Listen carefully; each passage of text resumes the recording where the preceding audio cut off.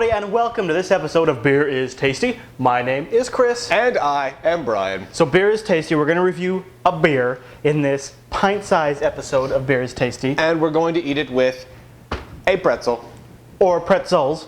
So last episode... Who knows? That is the suspense of Beer is Tasty. Last episode, our beer didn't go so well.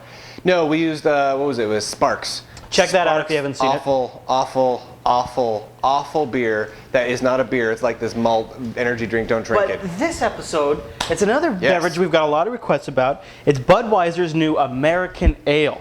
Yeah, it just came out this year, and it's a little different. It's a little more micro-brewy than I don't even know if that's the right word. Micro-brewy. Got an eagle on the Micro-brew-ish. So you know it's good. Micro-brew-like. Or maybe they're just making it's just nicer. Anyway, it's 5.1 alcohol by volume. It's from Budweiser, but they're kind of touting it as something a little extra special, something fancy.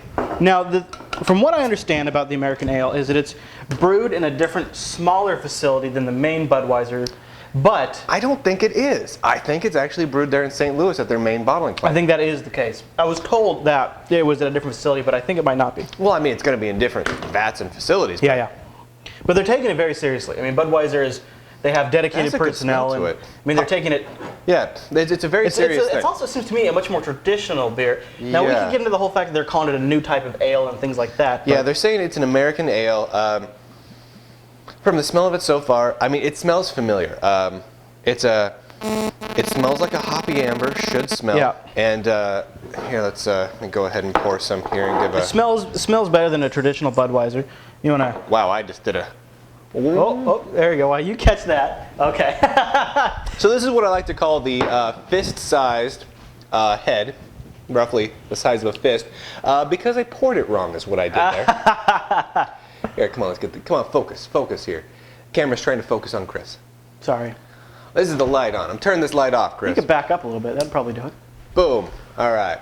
There we go. Right here. Big time. All right. So it does smell like a very familiar type of beer. It's the Budweiser. We kind of sometimes contend has a little bit of a chemical smell to it. It does, but or a little bit of a pale smell to it. But this smells honestly like a little more traditional. Like several of the ambers that you get around here in the Pacific Northwest, and I think that is due in part to the fact that it uses Cascade hops, which is grown around here and is very popular among a lot of the microbrewers. Yeah, we're in the Seattle, Washington area. I love my Cascade hops, and I like my Ringwood. These are hops I like. Let's give it a try.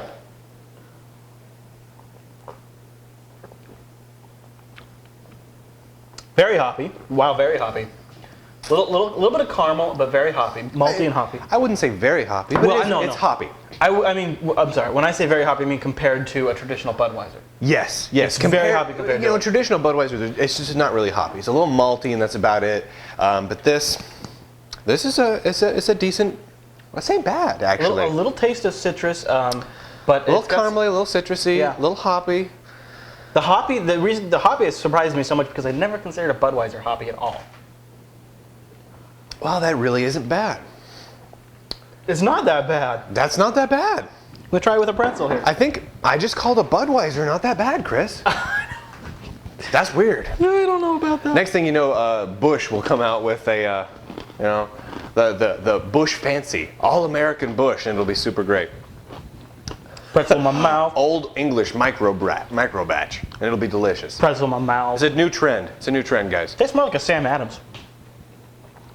Tastes like a Sam Adams.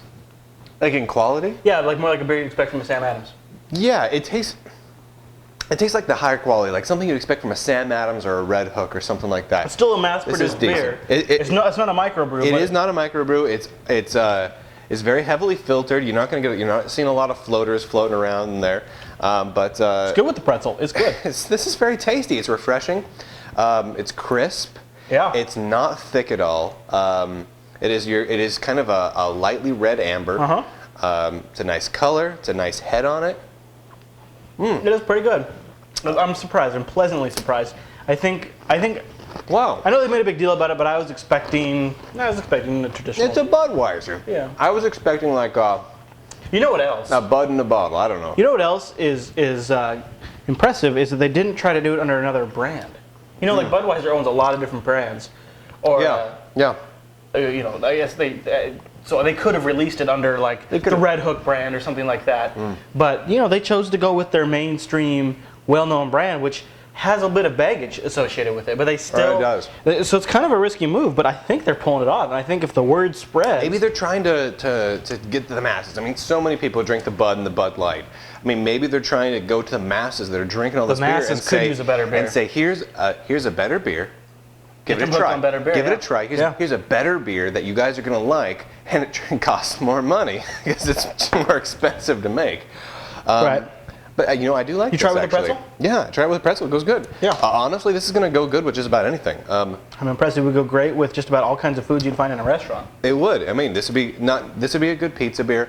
Yeah. This is a good burgers beer. This, honestly, I mean, true to its name as an American ale, this would be a great beer with anything Americana. Any beers, onion rings, fries, so. whatever. Yep. This would go really good with Taco. it.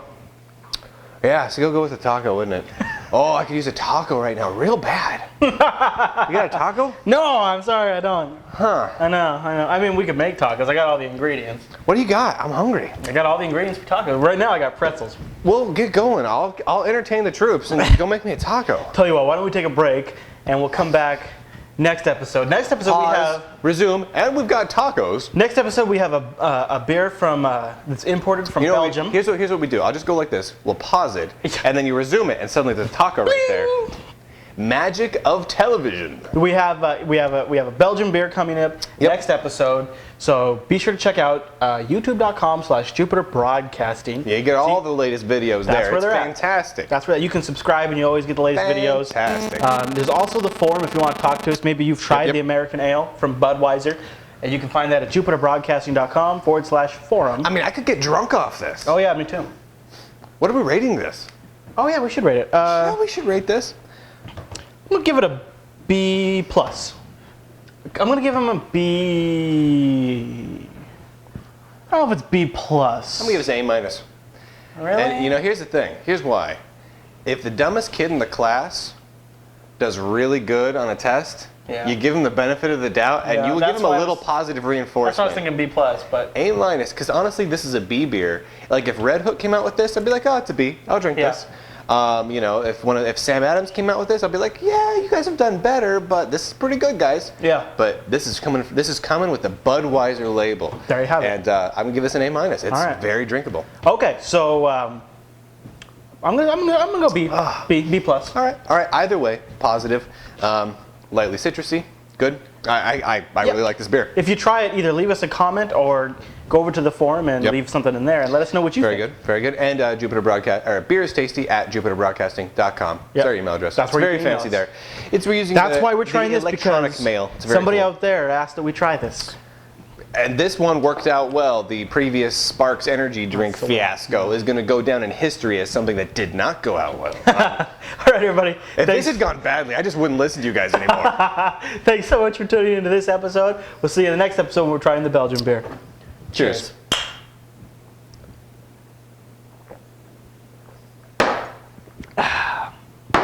Good job, Budweiser. Yeah, good on you. Made my nose itch. Dude.